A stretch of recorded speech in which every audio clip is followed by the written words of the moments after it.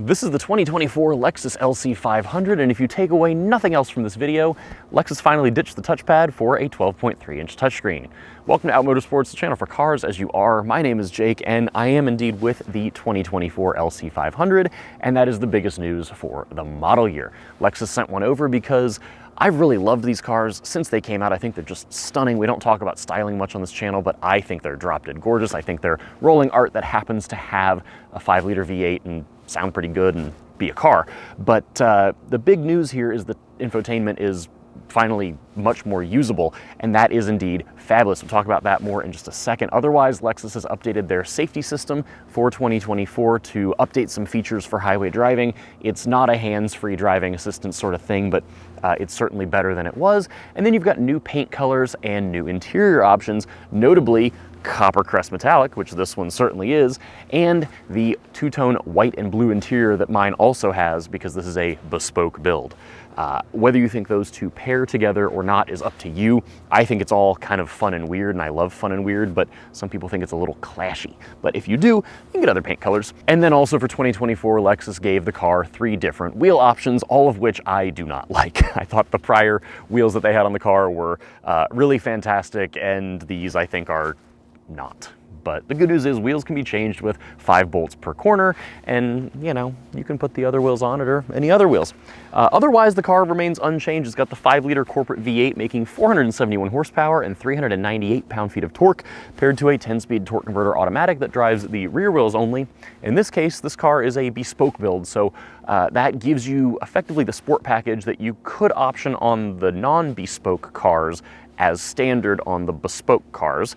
And that means that all of them have an active exhaust, which is great because, oof, the V8 sounds so good. But the bespoke build and or sport package cars also get a limited slip differential, adaptive dampers that are more sport tuned versus the regular car's adaptive dampers that are less sport tuned, and you get a more performance oriented brake pad. So those are kind of the mechanics of what's going on, but this car is not really a car that's about mechanics in particular. This is something you buy because you think it's just gorgeous, and the drive really is kind of secondary. But despite all that, let's get behind the wheel and talk about how this thing is as a whole package, and if that updated infotainment in particular makes it that much better. So quick look at the interior here, this one being the bespoke build. It gives you the option for this blue and white, which I think is just stunning. I really love this. I know some of you may not. They have other colors, and the nice thing about the bespoke cars is if you get a convertible, you can also get a wider range of colors for the convertible soft top. But this has that blue steering wheel and dash top, and then the white seats, blue carpets, and then all these different accents. I just think it is stunning. But hopping inside, you'll see you've got the familiar gauge cluster here in the center, and you can move that tachometer over if you would like. Kind of a neat little party trick. But the biggest thing, the biggest news is this touchscreen. So this is the new Lexus interface here that comes on all their newer cars, and this is a 12.3-inch touchscreen that is brought further out toward you. It used to be recessed in, it was kind of the height of this piece of the dashboard here, recessed in, and they had a touchpad down here somewhere on this kind of center console area. But with this, they had to bring the screen out, and not everyone likes the look of it, but it makes it so you can reach it from the driver's seat, which is very important. And this is a decently easy interface to use. It looks pretty nice. It's fairly simple. It's good enough. I think there is a mix of vehicle settings and options that are in the screen menu here versus what you would use the steering wheel buttons for here to adjust in this screen. So it can be a little confusing, but either way, it's nice to have this as the touch screen because that trackpad was just kind of, it was not easy to use on the move in particular. And the nice thing, of course, you do have Apple CarPlay and Android Auto, and those are wireless here on the 2024 LC. Now looking further down in the cockpit, this is all going to be the same other than the trackpad going away, which means you've got dual climate here. You've got your tag for the bespoke build right here. Cup holder where my sunglasses are, traditional shifter that they cribbed from the Prius and give a nicer knob, and then where the touchpad was, this is now a slightly different setup. So you've got your volume knob, track selection, tuning. This button brings up the camera view. These cars also all get a panoramic view 360 view. If you're in gear, it will show you top down as well as a front or rear camera. So that's kind of a nice touch there. And then also you've got a heated seat button here, which is interesting because you've got basically too many options. Lexus didn't put like all the buttons down here. So if you push this button, it calls up a screen that will do heated and ventilated seats for both front seats, and you can have it auto. That's part of their climate concierge package here, or their option rather, or you can just pick your own. So that is how that is all controlled. And then otherwise, this is just going to be typical LC, which is to say it's plenty nice. The seats are very comfortable, and it is technically a 4-seater, although it's only a 4-seater if you don't like your friends. So with all that said, let's hit the road. Okay, so the 2024 LC500. To discuss the touchscreen first, because that's the biggest thing on everyone's mind, it is indeed far easier to use and far more intuitive than the touchpad-based setup ever was. The one thing I will say, and this is now nitpicking a little heavily, I don't know if it needs to be this big. I feel this way about a lot of cars with touchscreens. I don't know if we need Apple Maps as large as it is. I think they could have kept the size about what it was before and have it be shrunk down to kind of fit the dashboard a touch better, and it would still be just as usable, assuming they had it brought out to where it is now to meet the driver and where their arm is. Now also keep in mind, I'm 6'1". This is still a bit of a reach for me, but I have the seat fairly far back because I have longer legs. So still gonna be a bit of a reach, but much easier than it was before to interact with, and that makes the whole car that much more usable. Now, as far as how this thing drives, because that's what I care about, that's what a lot of us care about, this V8 is just fantastic. It makes all the good sounds, and this is the same V8 that's been in every Lexus F car. If you've the older ISF, GSF, the RCF, and then the more recent IS500, and then this car, of course, it's the same V8. In this case, it's that 471 horsepower, 369 pound-feet, naturally aspirated, which we love her, and it is just a delightful engine. The transmission is a torque converter unit, but like you heard, I'll go ahead and hit it again, it rips off shifts pretty easily, and then it listens to you when you want to slow down, downshift. I don't really have any complaints about the drivetrain in this. It is an appropriate mix of loud and quiet, which I love. The exhaust being active is a great thing, and it fits the car very, very well. Now, they do have a hybrid model of this, which I've not driven directly. I've ridden with people who have driven those, and it is a very cool, weird, interesting drivetrain setup, but I think the V8 really adds something to the whole experience.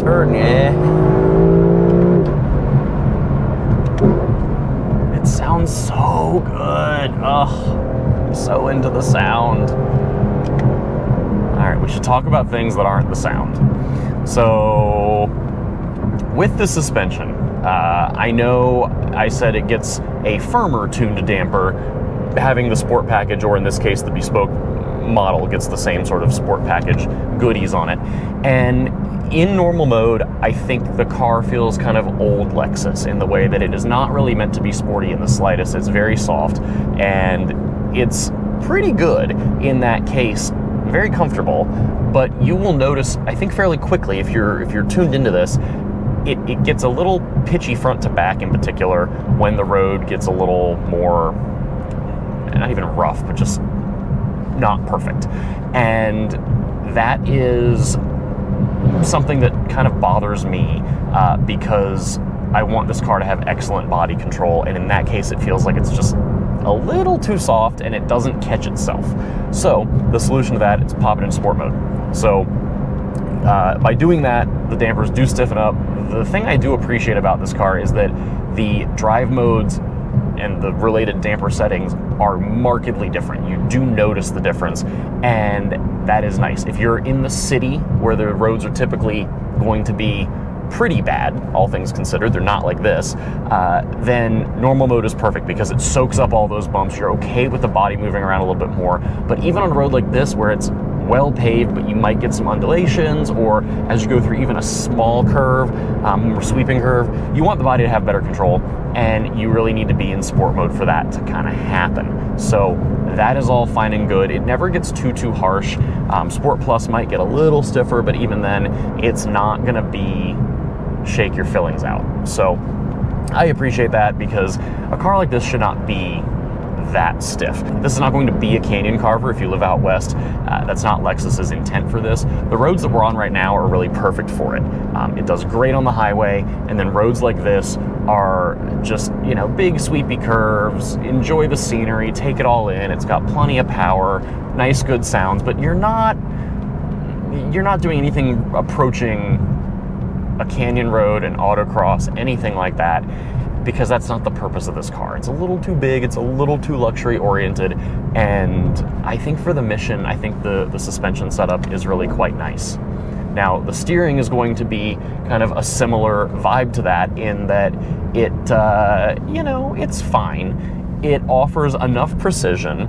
It is appropriately weighted. The weight changes based on your drive modes just a little. I wouldn't say it has the biggest difference between the drive modes, but it is, you know, again, it fits with the car's mission. The one thing that I don't love is the brake pedal feel. The car stops plenty fine. It's got plenty of brake on it. I wish they had picked a pad that had a touch more initial bite to it. It feels okay. The more I get used to it, it feels better and better, but I think just a touch more brake as far as pad compound would have gone a long way. It is still very good for the sake of overall brake feel, but again, I'm being a little nitpicky, because at this price point with what this car is, you can afford to be a little nitpicky, because the car is good in general. So that's just where we're at for the status of this. Now, with that, being nitpicky, we should talk about just kind of general driving position, visibility, and then where this plays in the market. So driving position wise, I'm very comfortable, which makes me happy, because as a tall person, I do not always fit well in non-German things. It is a long-time frustration of mine, really, and this car, I do feel I fit very comfortably in. I could drive this cross-country and be very comfortable. The seats are very comfortable for me. They don't have as much adjustment as I would prefer, especially at this price point. So this one, being a fairly well-equipped bespoke build, is about $111,000. And for that kind of money, the seats don't massage, I don't have extendable thigh bolsters, the bolsters themselves are not adjustable. I think they could do a little more there to make the car a little more customizable to the driver. I'm lucky in that this all fits me pretty well, but you may not be, depending on who you are and your body type. So I just wish they would do a touch more in that regard. Now, materials-wise, overall, this is a stunning cabin. I love it.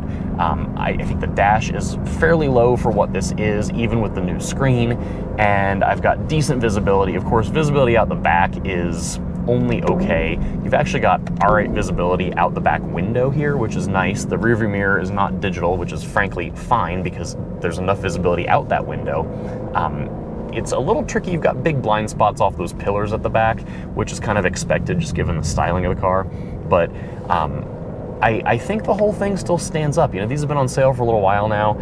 This still feels new enough, modern enough, unique enough, and that, I think, is its entire selling point. And I mentioned the uniqueness and the price because I don't entirely know where this plays for who they're competing against at this point. You know, the car's been around for a little while. The Jaguar F-Type is gone. The Mercedes SL, I think, kind of competes, but this is objectively far more pretty than the new SL, I think. And I think the SL, they're trying to lean into a little bit more of the sportiness, whereas Lexus here is just, they have the big V8 because it's the thing you do. This is sporty enough, but that's not the primary goal. And I think the SL flips the script on being a little sportier while happening to be very nice. This is very, very nice while happening to be fairly sporty. So the SL, sure. And then you're not really in Porsche 911 territory at $111,000, unfortunately. So for this car to be at this price point, you know, it is incredibly well screwed together. It is very, very nice inside. I really love what it is because, like I said earlier, I think it's kind of this rolling art piece that happens to be a car. And to that end, I think if I were to buy one, and I've really thought about this because I like these cars enough to consider buying one, which I don't say about a lot of things, but I think this is just so unlike most of what you see on the market, even with other performance-y cars. You don't get a lot of big personal luxury coupes anymore. That is many decades going by, and that's kind of what this thing is. And I am so into it, but, and this is gonna probably separate some people, I think this car is best as a convertible. The last LC that I drove was a convertible. And I've had this debate for a while now over if I were to buy one, would I buy the hardtop or the drop top? And the answer unequivocally, having now spent a week in each, is the soft top. I would want the convertible because this is not so sporty that it merits being a hardtop to me. I'm not gonna track this car. So, in that regard, I'm not gonna track this car. It is only so competent when the roads get really, really twisty. It's good enough, you know, but it's not an i11, it's not a Lotus Emira, that sort of thing. So if that's the case, I should hear this engine noise all the time with the roof down. And I think this car, being as well styled as it is, if you are driving this with the roof down, it simply adds to the spectacle that is driving a Lexus LC. And I would absolutely be driving this, even in the cold weather, with a scarf and gloves and a hat and the heated seat turned on and all the heat, everything cranked up, because it adds to the spectacle. And this car is a rolling spectacle. I think it is a lovely car. I do think it's very unique. Obviously, for this price point, $100,000 can buy a lot of cars in a lot of different segments. You're playing in all of the swimming pools at this point. And I mentioned the Lotus Emira. That's also about $100,000. And it is so very different. It is also so very good. I've been able to drive one once, and doesn't quite do that, but it's very, very, very good in different ways. But I think if I were to be looking to play in this pool of, like, I don't want, the Emira is still very, very hardcore sports car.